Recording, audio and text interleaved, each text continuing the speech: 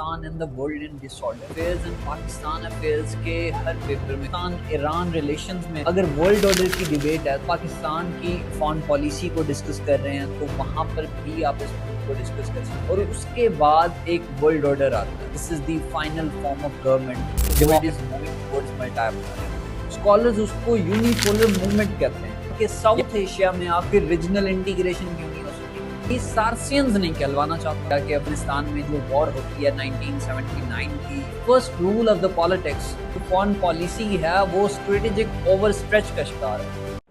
Today we are going to review a book Pakistan and the world in disorder.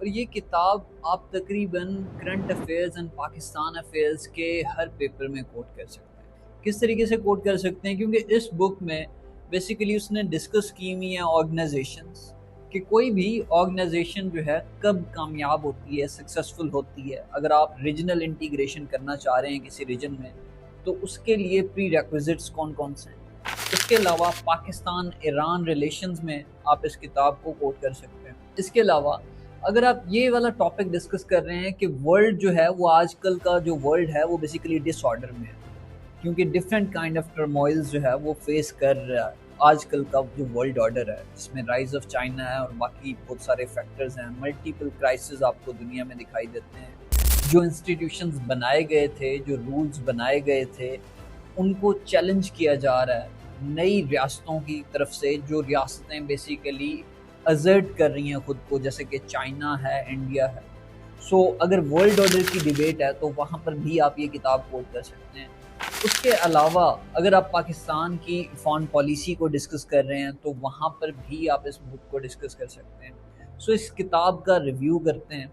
इस किताब में जो पहला चैप्टर था उसमें ऑथर ने बताया कि जो वर्ल्ड है वो बेसिकली डिसऑर्डर फेस कर रहा है। वो इस वजह से डिसऑर्डर फेस कर रहा है। उसने पहले जो करंट वर्ल्ड ऑर्डर है उसकी फाउंडेशन को डिस्कस किया कि बर्लिन वॉल का कोलैप्स हुआ, उसके बाद जो यूएसएसआर की डिसइंटीग्रेशन होती है, और उसके बाद एक वर्ल्ड ऑर्डर आता है। उस टाइम वर्ल्ड ऑर्डर के हवाले से डिबेट थी, जैसे कि डिफरेंट स्कॉलर्स उसके ऊपर लिखते हैं। जैसे एंड ऑफ हिस्ट्री एक किताब लिखी जाती है फ्रांसिस फुकुयामा की तरफ से कि ये जो अब करंट ऑर्डर आया है after the collapse of USSR, this is the final order, this is the final form of government. Democracy के बारे में वो कहते हैं कि ये फाइनल फॉर्म ऑफ गवर्नमेंट है और इसके बाद दुनिया में वॉर्स एंड कॉन्फ्लिक्ट्स नहीं होंगे।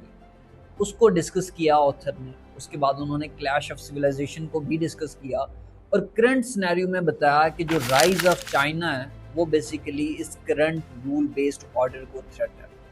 उसके अलावा कुछ और रीजनल हेजिमोन्स हैं, यानी कि इंडिया को डिस्कस किया साउथ एशिया में। बिसाइड ऑफ दिस जो इकोनॉमिक रिसेशन है, फ्रीक्वेंट इकोनॉमिक रिसेशन, उन्होंने कहा कि this is one of the indicator कि शायद जो वर्ल्ड ऑर्डर है वो डिसऑर्डर में जा रहा है। सो पहला चैप्टर जो था वो बेसिकली इसी चीज़ के ऊपर था कि जो करंट वर्ल्ड ऑर्डर है वो बना कैसे, और उसमें उन्होंने डिफरेंट स्कॉलर्स को जो है वो कोट किया, जिनमें चार्ल्स क्लथैमर को कोट किया उन्होंने कि अमेरिका जो है वो कोई बड़े लंबे अरसे तक दुनिया को जो है लीड नहीं करता रहा। जो यूनिपोलर मूवमेंट आप कहते हो, या फिर जिसे आप कहते हो कि यूनिपोलर वर्ल्ड है, यूनिपोलर वर्ल्ड कोई बहुत लंबे अरसे तक नहीं चला।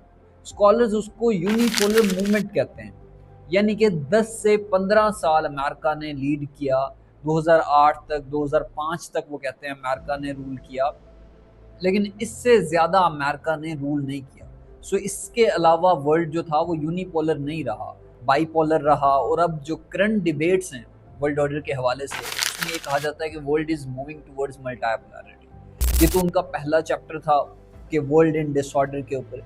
उसके बाद उन्होंने जो दूसरा चैप्टर था उसमें उन्होंने डिस्कस किया कि जो करंट रीजनल इंटीग्रेशन के हवाले से डिबेट्स हैं, उनमें पर्टिकुलरली उन्होंने जो मेन टॉपिक डिस्कस किया वो ये था कि साउथ एशिया में आखिर रीजनल इंटीग्रेशन क्यों नहीं हो सकी। उन्होंने कुछ प्री रेक्विजिट्स बताए कि रीजनल इंटीग्रेशन बेसिकली होती कब है। रीजनल इंटीग्रेशन तब होती है जब हेजिमोनिक एम्बिशंस ना हो किसी रियासत के, या फिर रीजनल इंटीग्रेशन तब होती है जब आप अपनी आइडेंटिटी को प्रायोरिटाइज नहीं करते, आप अपनी एथनिसिटी को प्रायोरिटाइज नहीं करते।